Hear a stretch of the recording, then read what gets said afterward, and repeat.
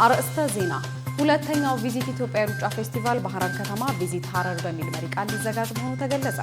አዲስ አበባ የዓለም አትሌቲክስ ኮንቲኔንታል ቱር 5 መዳረሻዎች መካከል አንዷ ሆነች። ሳውዲ አረቢያን ጨምሮ 7 ሙስሊም ሀገራት እስራኤል መስጂድ አል-አቅሳን በአስቸኳይ እንድትከፍት ጠየቁ። የኢራን ጥቃት የእስራኤልን የሚሳኤል መከላከያ ስርዓት ማዛባቱ ተገለጸ። የፍልስጤማውያን ተፈናቃዮች ቁጥር መጨመሩ ተነገረ።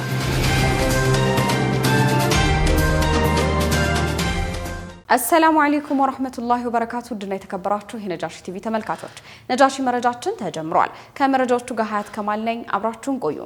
ሁለተኛው ቪዚት ኢትዮጵያ የሩጫ ፌስቲቫል በሐረር ከተማ ቪዚት ሐረር በሚል መሪ ቃል ሊዘጋጅ መሆኑ ተገለጸ። ዳራ ሚዲያና ኢቨንትስ እና ወዶ ዘማች ከሐረሪ ክልል ስፖርት ኮሚሽን እና ከሐረሪ ክልል ባህል ቅርስና ቱሪዝም ቢሮ ጋር በመተባበር መጋቢት 18 2018 በሐረር ከተማ ደማቅ የሩጫ ፌስቲቫል ለማዘጋጀት የጋራ የፊርማ ስነ ስርዓት በትናንትናው ዕለት በሐረሪ ከተማ አከናውነዋል። በጋራ ለመስራት ስምምነቱን በዳራ ሚዲያና ኢቨንትስ ስራ አስኪያጅ አቶ አብዱል ፈታህ ሱለይማን እና በሐረሪ ክልል ስፖርት ኮሚሽን ኮሚሽነር አቶ ሙራድ አብዲ መካከል ተፈጽሟል። በጋራ ለመስራት በዋነኝነት ያስፈልገው በሩጫ ፌስቲቫሉ የሐረር ክልል እምቅ የቱሪዝም ሀብት ባህልና ቅርስ በስፖርት ቱሪዝም ይበልጥ በማስተዋወቅ የክልሉን የቱሪዝምና ስፖርት ልማትን ማሳደግ መሆኑም ተገልጿል። የመጀመሪያው ቪዚት ኢትዮጵያ ሩጫ ፌስቲቫል ህዳር 28 2018 በአዲስ አበባ በደማቁ መዘጋጀቱ የሚታወስ ነው። የሀገራችን ሀላል ቱሪዝም ለማሳደግ ከፍተኛ ድርሻ እየተወጣ የሚገኘው ነጃሺ ቲቪ የሩጫ ፌስቲቫሉ ብቸኛው የሚዲያ አጋር ነው። ምክትል ጠቅላይ ሚኒስትር ተመስገን ጥሩነህ በአርቲፊሻል ኢንተለጀንስ ኢንስቲትዩት በተዘጋጀው የኢፍጣር መርሃ ግብር ላይ ተሳትፈዋል። ምክትል ጠቅላይ ሚኒስትር ተመስገን ጥሩነህ የኢትዮጵያ አርቲፊሻል ኢንተለጀንስ ኢንስቲትዩት ለእስልምና እምነት ተከታዮች ሰራተኞቹ ባዘጋጀው የኢፍጣር መርሃ ግብር ላይ መሳተፋቸው ተሰምተዋል። በመርሃ ግብሩ ላይ የተገኙት የኢትዮጵያ እስልምና ጉዳዮች ጠቅላይ ምክር ቤት ተቀዳሚ ምክትል ፕሬዝዳንት ሼህ አብዱል ከሪም ሼህ በድረዲን ባስተላለፉት መልእክት የምክትል ጠቅላይ ሚኒስትሩ በኢፍጣር ስነ ስርዓቱ ላይ መገኘት በተለየ ክብር የሚመለከቱት መሆኑን ገልጸዋል። ሁሉም ዜጋ ለሰላምና ለሀገር ልማት በጋራ ሊሰራ ይገባል ያሉት ተቀዳሚ ምክትል ፕሬዝዳንቱ ኢትዮጵያ የጀመረችውን ልማት ለማስቀጠል ሁሉም በትብብር እንዲሰራ ጥሪ አቅርበዋል። በመርሃ ግብሩ ላይ የኢንስቲትዩቱ ዋና ዳይሬክተር ዶክተር ወርቁ ጋቸናን ጨምሮ ጥሪ የተደረገላቸው እንግዶችና የእምነቱ ተከታይ የተቋሙ ሰራተኞች መሳተፋቸው ተገልጸዋል። አዲስ አበባ የዓለም አትሌቲክስ ኮንቲኔንታል ቱር 5 መዳረሻዎች መካከል አንዷ ሆነች። አዲስ አበባ የዓለም አትሌቲክስ ኮንቲኔንታል ቱር 5 መዳረሻዎች መካከል አንዷ ሆናለች። በበርካታ የዓለም ከተሞች መዳረሻውን የሚያደርገው የዓለም አትሌቲክስ ኮንቲኔንታል ቱር ውድድር በአዲስ አበባ ሲደረግ በዓለም አትሌቲክስ የነሐስ ደረጃ እንደተሰጠው የኢትዮጵያ አትሌቲክስ ፌዴሬሽን መረጃ አመላክቷል። ኢትዮጵያ በታሪክ ለመጀመሪያ ጊዜ ዓለም አቀፍ የአትሌቲክስ ውድድር የማዘጋጀት እድል ማግኘቷን የገለጸው ፌዴሬሽኑ የአዲስ አበባ ግራንድ ፕሪ የዓለም አትሌቲክስ የነሐስ ደረጃ የተሰጠው ሲሆን የፊታችን ሚያዝያ 10 ቀን 2018 ይደረጋል ብለዋል። የዓለም አትሌቲክስ በተያዘው የፈረንጆቹ ዓመት አዳዲስ የኮንቲኔንታል ቱር ውድድሮች ይፋ ሲያደርግም ኢትዮጵያ፣ ግብጽ፣ ደቡብ ኮሪያ፣ ሌሴቶ፣ ኦማንና ሳውዲ አረቢያ ይገኙበታል።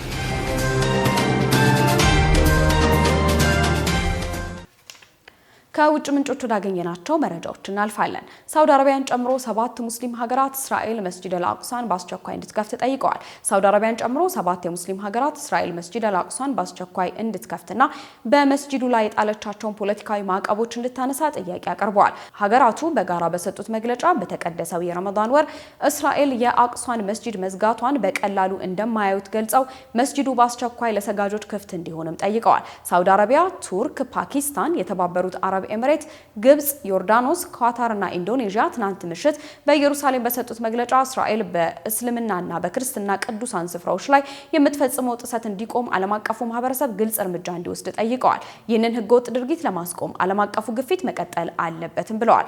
ሀገራቱ በተለይም በአል-አቅሳ መስጂድ ላይ የተጣሉ እገዳዎች በፍጥነት እንዲነሱና ምዕመናን በነጻነት እንዲሰግዱም ጠይቀዋል። መግለጫው በኢየሩሳሌም ሃይማኖታዊ ነጻነት እንዲጠበቅና ቅዱሳን ስፍራዎች ከየትኛውም ፖለቲካዊና ወታደራዊ ጣልቃ ገብነት ነጻ እንዲሆኑ ለሚደረገው ትግል ትልቅ አስተዋጽኦ እንደሚያበረክት ተገልጿል። የፍልስጤማውያን ተፈናቃዮች ቁጥር መጨመሩ ተገለጸ። በአዲሱ ዓመት በዌስት ባንክ የተፈናቀሉ ፍልስጤማውያን ቁጥር ከ1500 በላይ መድረሱን የተባበሩት መንግስታት ድርጅት አስታውቋል። የፈረንጆቹ አዲስ ዓመት ከገባ ጥቂት ወራት ቢቆጠሩም በዌስት ባንክ በእስራኤል የሰፈራ መስፋፋትና ጥቃቶች ምክንያት የተፈናቀሉ ፍልስጤማውያን ቁጥር ከ1500 በላይ መድረሱን የተባበሩት መንግስታት ድርጅት አስታውቋል። የድርጅቱ ቃል አቀባይ ስቴፋን ዱጃሪክ በሰጡት መግለጫ የሰብአዊ ጉዳዮች ማስተባበሪያ ቢሮን ኦቻ ዋቢ በማድረግ የዘንድሮ ተፈናቃዮች ቁጥር የ2025ቱን ጠቅላላ የተፈናቃዮች ቁጥር 90% ደርሷል ብለዋል። በ2026 ብቻ ከ1500 በላይ ፍልስጤማውያን የተፈናቀሉ ሲሆን ይህም ባለፈው ዓመት ሙሉ ከተመዘገበው ቁጥር ጋር ሲነጻጸር እጅግ ከፍተኛ ፍጥነት ያለው መፈናቀል መሆኑ ተገልጿል። ከነዚህ ተፈናቃዮች መካከል ከ180 በላይ የሚሆኑት በቀጥታ በህገወጥ የእስራኤል ሰፋሪዎች ጥቃትና የመንቀሳቀስ ገደቦች ምክንያት መኖሪያቸውን የለቀቁ ናቸው ተብሏል። ከተፈናቀሉት ውስጥም 40% የሚሆኑት ህጻናት መሆናቸውን ድርጅቱ በእጅጉ እንዳሳሰበው ገልጿል።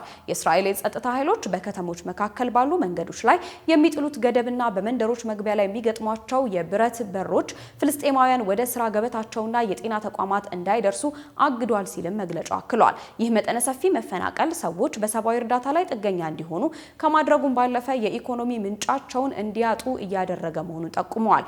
ተመድ በዌስት ባንክ ፍልስጤማውያን ጥበቃ እንዲደረግላቸውና በጥቃቱ ላይ እጃቸው ያለበት አካላት ተጠያቂ እንዲሆኑ በድጋሚ ጥሪ አቅርበዋል። እስራኤል የአንሷር ስደተኞች መጠለያ ካምፖች ላይ የአየር ጥቃት ፈጸመች። እስራኤል ከተኩስ አቁም ስምምነቱ በኋላ በመላው የጋዛ ሰርጥ የአየር ጥቃት እየፈጸመች ቢሆንም ትናንት በምዕራባዊ ጋዛ በሚገኘው የአንሷር ስደተኞች መጠለያ ካምፕ ላይ የፈጸመችው የአየር ጥቃት ግን ትልቁ ነው ተብሏል። እስራኤል በመጠለያ ጣቢያው ላይ መጠነ ሰፊ ጥቃት መፈጸሟንና በጥቃቱ የደረሰው የሞት መጠን ባይገለጽም በርካታ መጠለያ ጣቢያዎች መቃጠላቸውን አናዶሉ ዘግቧል። ባለሙያዎች እስራኤል ከሐማስ ይዞታዎች በላይ የጋዛ ተፈናቃዮችን ኢላማ ያደረገ ተደጋጋሚ ጥቃት እየፈጸመች መሆኗን በመግለጽ በዚህም በጋዛውያን ላይ የምትፈጽመውን ጥቃት የዘር ማጽዳት እንጂ ወታደራዊ አቅሙን እያጣ የመጣውን ሐማስ ለማጥፋት እንዳልሆነ ተናግረዋል። እስራኤል የአንሷር መጠለያ ጣቢያዎችን የደበደበችው በቅርቡ በግብጽ ካይሮ የተፈረመውን የተኩስ አቁም ስምምነት ጥሳ ነው። ጥቃቱን ተከትሎ የአካባቢው ጊዜያዊ አስተዳደር የእስራኤልን ጥቃት በማውገዝ ተጎጂዎችን የመርዳት ስራ እየተሰራ መሆኑን አክሏል። የኢራን ጥቃት የእስራኤልን የሚሳኤል መከላከያ ስርዓት ማዛባቱ ተገለጸ። ኢራን በእስራኤል የራዳርና የሚሳኤል ተቋማት ላይ በሰነዘረችው ጥቃት የእስራኤል መከላከያ ስርዓት የሚሳኤልና የድሮን ጥቃቶችን አስቀድሞ የመለየት አቅሙ በከፍተኛ ሁኔታ መዳከሙን የኢራን የዜና ምንጮች ዘግበዋል። ተስኒም የዜና ወኪል አንድን ከፍተኛ ታማኝ ምንጭ ጠቅሶ እንደዘገበው ኢራን ቁልፍ የሆኑ የጠላት መከታተያ ተቋማትን ኢላማ ማድረጓን ተከትሎ እስራኤል ከኢራን የሚተኮሱ የሚሳኤል ጥቃቶችን አስቀድማ የመለየትና ማስጠንቀቂያ የመስጠት አቅሟ ተመቷል ብለዋል። ከዛሬ ጀምሮ ኢራን የተተኮሱ አንዳንድ ሚሳኤሎች ምንም አይነት የማስጠንቀቂያ ደወል ሳይሰማና እስራኤል ዝግጅት ሳታደርግ ኢላማቸውን መምታታቸው ተገልጿል። የኢራን ጥቃት የእስራኤል የአየር መከላከያ ስርዓት ውጤታማ ምላሽ እንዳይሰጥ አድርጎታልም ተብሏል። በሌላ በኩል ምንም አይነት ሚሳኤል ባልተተኮሰበት ወቅት የማስጠንቀቂያ ደወሎች በተለያዩ የእስራኤል አካባቢዎች በስህተት እንደሚጮሁም ምንጮች ይጠቁመዋል። በአሁኑ ወቅት የእስራኤል ወታደራዊ ኃይሎች የማስጠንቀቂያ ደወል ስላልተሰማ ብቻ ጥቃት የለም ብለው እርግጠኛ መሆን የማይችሉበት ደረጃ ላይ መድረሳቸውም ተጠቁሟል። ይህም በመከላከያ ስርዓት ውስጥ ከፍተኛ ግራ መጋባትን ፈጥሯል ተብሏል። እንደ ተስኒም የዜና ዘገባ ከሆነ እስራኤል ካለፈው 12 ቀናት ጦርነት በኋላ ያሳየችው ብቸኛ እድገት የመረጃን የመደበቅ አቅሟ ላይ ብቻ መሆኑን ገልጸው በመሬት ላይ ያለው ሁኔታ ግን ለእስራኤላውያን እጅግ አስከፊ የሆነ መጥቷል ብሏል። አሜሪካ በኢራን ትምህርት ቤት ላይ ስለፈጸመችው ጥቃት የጦር ወንጀል ምርመራ እንዲጀመር ሂዩማን ራይትስ ዎች ጠየቀ። ሂዩማን ራይትስ ዎች በአሜሪካ የተፈጸመው 170 ተማሪዎችና 14 መምህራን የተገደሉበት ጥቃት የጦር ወንጀል መሆኑን እንደሚያምን ገልጾ ጥቃቱን በሚመለከት አስቸኳይ የጦር ወንጀል ምርመራ መደረግ አለበት ብሏል። በትምህርት ቤቱ ላይ ስለተፈጸመው ጥቃት በገለልተኛ ወገን ፈጣንና ነፃ ምርመራ እንዲደረግና ወንጀለኞችም ሕግ ፊት የሚቀርቡበት እድል እንዲፈጠር ጠይቋል። ሂዩማን ራይትስ ዎች ዓለም አቀፉ የጦርነት ሕግ ትምህርት ቤቶችና የሲቪል መሰረተ ልማቶች ወታደራዊ ኢላማ እንዳይሆኑ ቢያዝም አሜሪካና እስራኤል ኃላፊነት በጎደለው መንገድ ትምህርት ቤቶችን፣ የጤና ተቋማትን፣ የሰብአዊ ድጋፍ ማዕከላትንና የሲቪል መሰረተ ልማቶችን ኢላማ እያደረጉ ነው በማለት ከሷል። የኢራን ባለስልጣናት በበኩላቸው አሜሪካ በደቡባዊ ኢራን ምናብ ትምህርት ቤት ላይ በፈጸመችው ጥቃት ከ175 በላይ ተማሪዎች መገደላቸውንና ከነዚህም ውስጥ አብዛኛዎቹ ህጻናት መሆናቸው አስታውቀዋል። በጦርነቱ አሜሪካ ኃላፊነት በጎደለው መንገድ የሲቪል ተቋማትን ኢላማ እያደረገች ነው ብሏል። በዚህም አሜሪካ ዓለም አቀፍ ውግዘት ገጥሟታል ተብሏል። በተጨማሪም የዓለም የትምህርት ድርጅት ዩኔስኮ በትምህርት ቤቶች ላይ የሚፈጸመውን ጥቃት ሲያወግዝ ጥቃቱ ዓለም አቀፍ ሕጎችን የሚጥስ መሆኑን ገልጿል። ዩኔስኮ በመግለጫው አሜሪካና እስራኤል በትምህርት ቤቶች ላይ የሚፈጽሙት ጥቃት የህፃናትን የመማር መብት የሚጥስ የትምህርቱን ማህበረሰብ በቀጥታ ኢላማ የሚያደርግና የሰብአዊ ሕጎችን የሚጻረር ነው በማለት አስጠንቅቋል። የተባበሩት መንግስታት ድርጅት ዋና ጸሐፊን ጨምሮ በተመድ ስር የሚገኙ ዓለም አቀፍ ድርጅቶች አሜሪካ በኢራን ትምህርት ቤት ላይ የፈጸመችው ጥቃትን በማውገዝ በጥቃቱ ላይ ምርመራ እንዲጀመርና እንዲህ አይነት ኃላፊነት የጎደላቸው ጥቃቶች እንዲቆሙ ጠይቀዋል። በመቀጠል ወደ ቢዝነስ መረጃችን እናመራለን። ዙበይዳ ሐሰን አዘጋጅተዋለች፣ እንደሚከተለው ይቀርባል። የካቲት ወር አጠቃላይ የዋጋ ግሽበት 9.7% ሆኖ መመዝገቡ ተሰምቷል። የኢትዮጵያ ስታቲስቲክስ አገልግሎት ይፋ ባደረገው መርሃዊ መረጃ መሰረት በየካቲት ወር 2018 ዓመት አጠቃላይ የዓመት የዋጋ ግሽበት ወደ 9.7% ዝቅ ማለቱን አስታውቋል። በጥር ወር 2018 ዓመት በአጠቃላይ የሀገሪቱ የዋጋ ግሽበት 9.8% እንደነበረ ይታወሳል። በተጨማሪም ይህ አሃዝ ካለፈው ዓመት ተመሳሳይ ወቅት ማለትም ከየካቲት 2017 የ15% ምጣኔ ጋር ሲነጻጸር ቅናሽ አሳይቷል ተብሏል። ባለፈው ወራት የታየው አጠቃላይ የግሽበት አዝማሚያም እንደሚያመላክተው በተለይ ምግብ ነክ ያልሆኑ ቁሶች ላይ ግሽበቱ ካለፈው ዓመት ሰኔ ወር ማለትም 17.4% ወጥ የሆነ የቅናሽ ጉዞ በማሳየት አሁን ካለበት ባለ አንድ አሃዝ ደረጃ ላይ ደርሷል ብሏል ዘገባው።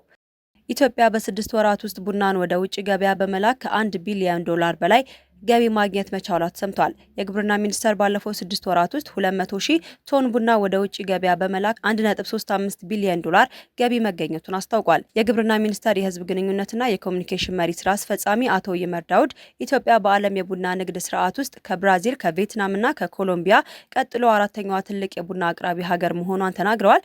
በአረቢካ ቡና መገኛነቷ ደግሞ የዓለም 3ኛ ደረጃን ይዛለች ብለዋል።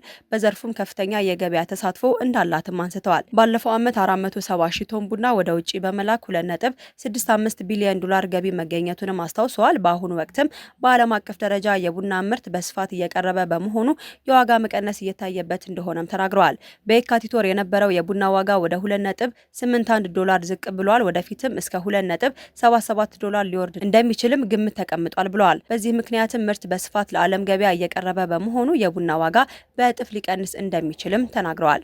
በዚህ ምክንያትም ምርት በስፋት ለዓለም ገበያ እየቀረበ በመሆኑ የቡና ዋጋ በእጥፍ ሊቀንስ እንደሚችል አንስተዋል። የናይጄሪያው ዳንጎቴ በተጣራ የነዳጅ ምርቶች ላይ የዋጋ ቅናሽ ማድረጉን አስታውቋል። ዳንጎቴ በቤንዚንና በናፍጣ የነዳጅ ምርቶች ላይ የዋጋ ቅናሽ አድርጓል የተባለው የብሬንት ድፍድፍ ነዳጅ ዋጋ ሰኞ ዕለት በአንድ በርሜል $119 በላይ ደርሶ የነበረ ቢሆንም የቡድን 7 አባል ሀገራት የተጠራቀመው የነዳጅ ክምችት ሊለቀቅ እንደሚችል ጋዜጣዊ መግለጫ ከሰጡ በኋላ ዋጋው በአንድ በርሜል $90 በታች ሆኗል ተብሏል። ቀደም ብሎ የዳንጎቴ ዋና ስራ አስፈጻሚ በመካከለኛው ምስራቅ ካለው ወቅታዊ ውጥረት በመባባስ ጋር ተያይዞ ኩባንያው የናይጄሪያ የኃይል ዋስትናን ለማረጋገጥ እንደሚሰራ ቃል ገብተው እንደነበረም ይታወሳል።